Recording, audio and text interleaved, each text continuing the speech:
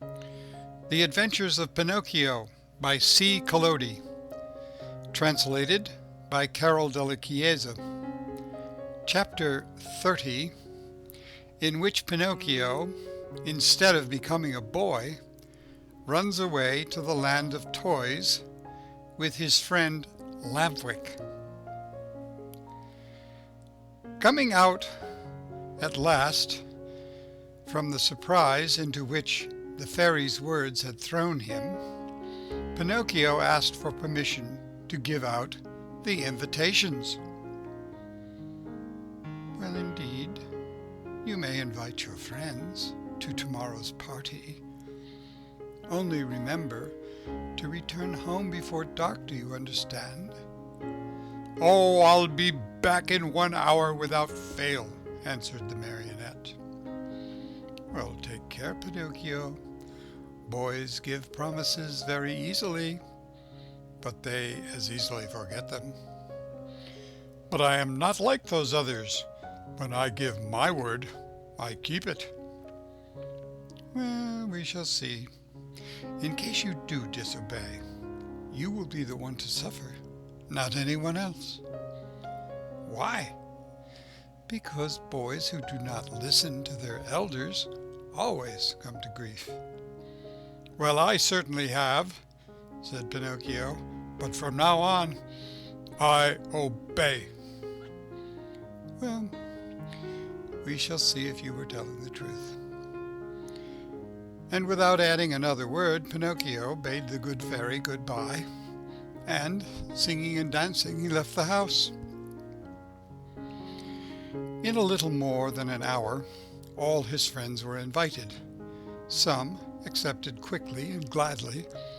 Others had to be coaxed, but when they heard that the toast was to be buttered on both sides, they all ended by accepting the invitation with the words, "Oh, we'll come to please you."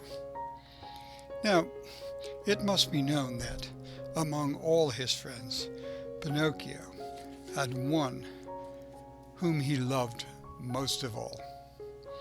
The boy's real name was Romeo, but everyone called him Lampwick because he was tall and thin and had a woebegone look about him. Lampwick was the laziest boy in the school and the biggest mischief maker, but Pinocchio loved him dearly. That day, he went straight to his friend's house to invite him to the party, but Lampwick was not at home. He went a second time, and again a third, but still without success. Or where could he be? Pinocchio searched here and there and everywhere, and finally discovered him hiding under a farmer's wagon. "Oh, what are you doing there?" asked Pinocchio, running up to him. "Oh, I'm waiting for midnight to strike to go." "Where?" "Far, far away." "And I have gone to your house 3 times to look for you. Or what did you want from me? Haven't you heard the news? Don't you know what good luck is mine? Or what is it? Tomorrow I end my days as a marionette and become a boy, like you and all my other friends. Well, may it bring you luck. Well, shall I see you at my party tomorrow? But I'm telling you that I go tonight." "Well, what time?" "At midnight." "Where are you going?" "To a real country, the best in the world, a wonderful place." "What's it called?" "It's called the Land of Toys. Why don't you come too?" "I? Oh, no." "Well, you're making a big mistake, Pinocchio. Believe me, if you don't come, you'll be sorry.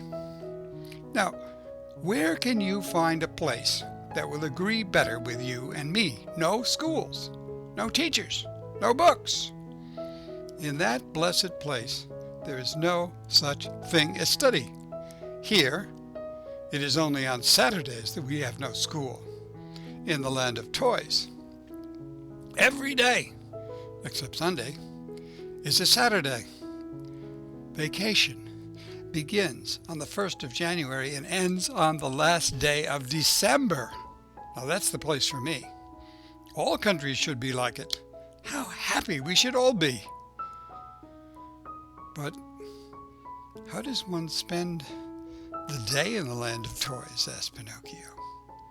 Days are spent in play and enjoyment from morn till night. At night one goes to bed, and the next morning the good times begin all over again. What do you think of it? Said Pinocchio, nodding his wooden head as if to say, well, it's the kind of life that would agree with me perfectly. Well, you want to go with me then, yes or no? You have to make up your mind. No. And again, no. I promised my fairy to become a good boy, and I want to keep my word. You see, the sun is setting, and I must leave you and run. Goodbye. Good luck to you. Where are you going in such a hurry? Home. My good fairy wants me to return home before night.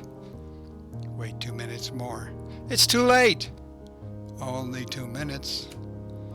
And if the fairy scolds me, let her scold. After she gets tired, she'll stop, said Lampwick.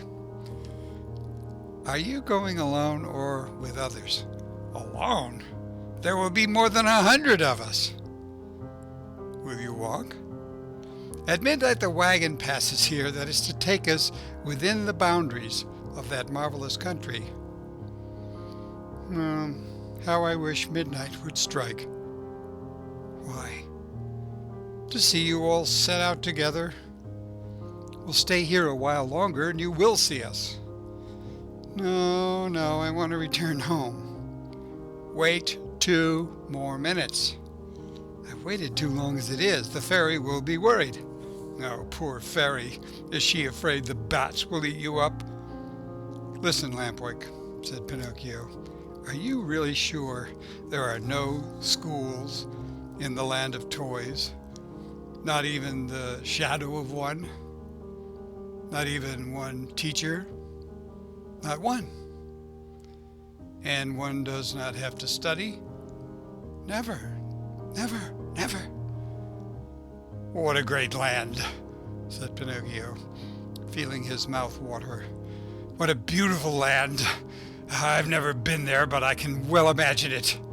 Well, why don't you come too?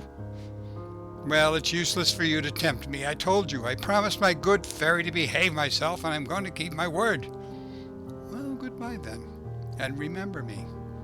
To the grammar schools, to the high schools, and even to the colleges if you meet them on the way. Well, goodbye, Lampwick, and have a pleasant trip, and enjoy yourself, and remember your friends once in a while. And with these words, Pinocchio started on his way home, turning once more to his friend and asked him, Are you sure that in that country each week is composed of 6 Saturdays and 1 Sunday? Very sure. And that vacation begins on the 1st of January and ends on the 31st of December? Very, very sure.